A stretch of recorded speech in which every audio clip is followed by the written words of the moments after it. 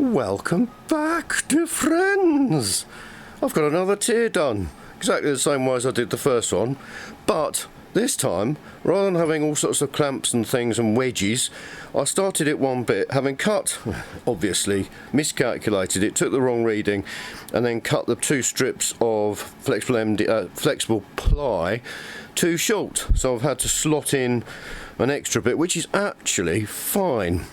And the way I did it, to smothering it all with copious amounts of glue, was to put the one part around and then use dozens of panel pins moving along a little bit at a time, and that really forced it outwards so it's very tight all around the outside, which is what I wanted. And then I just repeated it with the second sheet of flexible ply around the inside, again with lots more panel pins, but it's worked beautifully.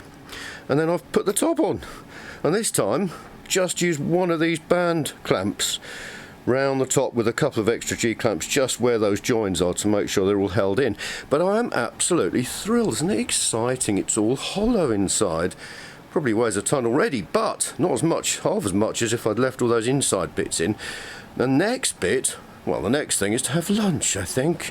And then this should be dry enough, because I'll take them off, to actually start working on this next bit where you've got, it's much narrower, but you've got all these cutouts around it with the circular tops and bottoms, lozenge shape, shall we say.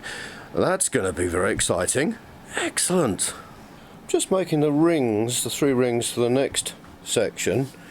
I've got them planned out, double checked, triple checked. I've just come up with a really nice, very, very obvious way of routing circles inside things, because if you route straight through and you're using a pivot in the middle, something like that, once you've nearly cut right round, the middle bit gets loose and can wobble around and ruin the rest of the cut. Of course, I've just realised that if you cut halfway through one side, then pin a little bit of waste ply on there, and you turn it over and put that in R, and I'm using a 5mm drill bit as a pivot point, and I advise you, top tip, don't try and pull them out with your fingers because you cut them. What an idiot. You can sit that down over there, and you can route round, again halfway through, just overlapping, cuts perfectly, middle can't shift around. I am very pleased with that. And there we have it. I've done both sides, and the great thing is obviously this can't wobble around, and then even with the aid of one hand, that's one hand, because the tripod is still being used to hold up jigs and things. Look at that. Perfect. That works really well. Okay, I've got one more to do. There's those two. This top one is quite a complicated shape because it's got an angle of the dangle on it, so it steps like the first one was. I'm going to have to build a sanding jig and turn it to try and get that angle right. Oh dear friends, I'm so proud. All my woodworking skills have come dripping back. I'm very proud of this beautiful steampunk book end. How beautiful it needs now is a lick of wet emulsion, and it will make the perfect addition to any bookcase. Alternatively, I could put that on there so it spins round and round, and then put this tripod, still in use for other things, in fact there it is, on here, clamp this down so I can get a 50 point something or other degree angle between that and that, which hopefully this is set up correctly for. I have to say though, my son doesn't have much faith in me. He came in here to see what I'd been getting on with yesterday and saw this and said, "Oh, is that one of the panels from the Tardis console?"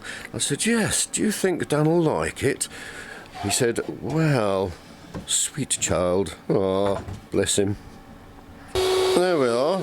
So, switch this on. I've clamped that down. And now I can turn this and it's standing there. I'll have to go, hang on a minute, that's better. I'll have to go around a couple of times because there's an awful lot to take off. As you can see, this is the angle I'm wanting, and I need to keep going until it's sanded this as well, and hopefully I've calculated it right, so it'll sand past that join and just give one smooth thing.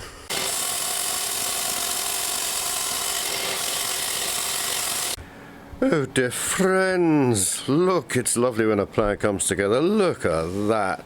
I'm so pleased. So it just leaves titchy little bit of undisturbed MDF sheet at the back, because if it was too thin then it could start sort of flaking off and getting damaged really easily. So a little bit there, because the outsides are always compressed far more tightly than the middle. The middle's quite sort of loose fill, if you will. And again, on the centre, so 2 or 3 millimetres around the centre, but look, the angle. I'm so pleased, and it goes all the way around. That's lovely, and it has sanded down this join, the wood join in the middle. Oh, I'm really pleased about that. Fantastic. So the next thing, which I can now do, and I've got that, and I've got this, I can now do the middle bit with the lozenge shapes cut out. And I think I've got enough of the flexible ply left to do that. Well, that's good. I've got it cut and I've curled it in because I wasn't sure whether it would cope with this or whether it would snap, but it hasn't. It seems to have one side that wants to curve inwards, and that's great. So I've got enough to do the 2 layers for this. Regarding the slots and things, if I was absolutely stupid, I suppose I could cut them on a laser cutter or machine them out first and expect it to all line up perfectly, but it never would. So I'm going to get it all built and then sort it out, possibly using a large hole saw at each end, and then the jigsaw to join them up. I think that may well be the best way of doing it. How ridiculous, I realised I've sprung a leak. I'm getting blood over everything, blood, sweat and tears and all that. This is where I tried to remove that drill bit yesterday.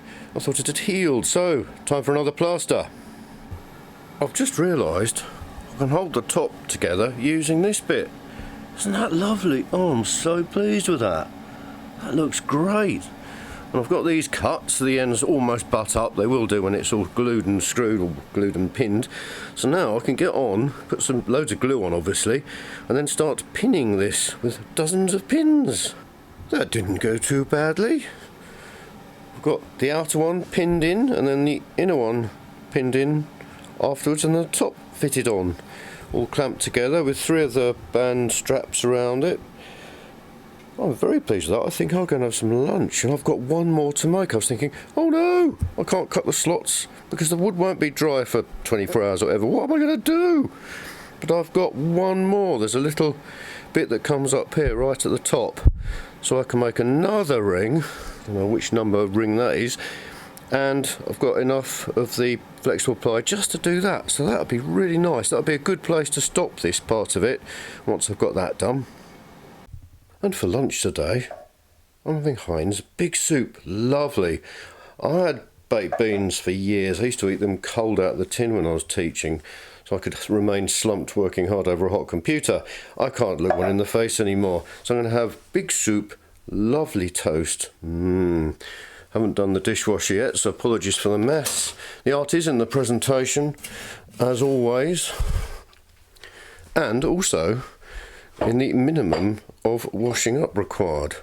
So I like to have mine in a mug. I've got the top ring sorted out for the final circular bit, and I've got it cut out. I'm so pleased to have realised that I can just spin round it and then fix it, go halfway and then fix it with a bit of ply underneath and pins to do the other half. It just makes it a joy. So I'm going to get them glued together, and what I've done to work out the height of the piece of wood, rather than just try and get it off here, which came out as not 93, something more, I thought what I'd do, just to allow for any slight, there's been so many different layers and bits in all this, making this up, that I thought rather than that, use the datum thing floor level and work out how high the actual console needs to be, the bottom of that, and that came out as 753. So I took that, measured the height of that, and took that away from that, and that left me 93. So if I make that 93, which is I think 6-7 mil shorter than it should be, but that means that this will be perfect and you're not ever going to notice that. Thank you very much. Also, I thought I'd just check it with a spirit level. Now I don't know whether the extension is absolutely level, so let's have a look. This way it's just touching, the bubble's just touching the one on the right. Let's have a look. Hey, say, governor, that's pretty good. Let's try the other one. So 40 90 degrees even. So this one, it's just touching the bubble on the line on the right. So let's move it up here. Yes, by jingo, I think we've got it. Because the thing is, I was concerned because with all these different heights of flexible ply and the different bits and pieces, there's lots of opportunities slowly for slight differences to creep in until at the top you're sort of like 45 degrees out, but no, dear friends, it isn't. It seems to be spot on. I'm really pleased about that. Who needs laser cutters and 3D printers anyway? Pah! There's that bit, and there's this bit. I've added it on. In fact, I've realised it's the only one that's external, except for that one actually, which I needed, I think, all those clamps for. So luckily it's not been too bad. I'm just going to let this set with the minimum of G-clamps on this time. That's the minimum, just to hold the top together, and then I'll put the top on. But I reckon that's enough for another progress video. So thanks very much for watching. Hope to see you next time. If you like this sort of thing, please do click subscribe and the bell and other bits and pieces. Hopefully I'll enjoy your company next time when it's going to be starting to make girders, cut out those slots in there, possibly stick some wooden rivet heads on. It's all going to really start coming together. It's ever so exciting. Thanks again.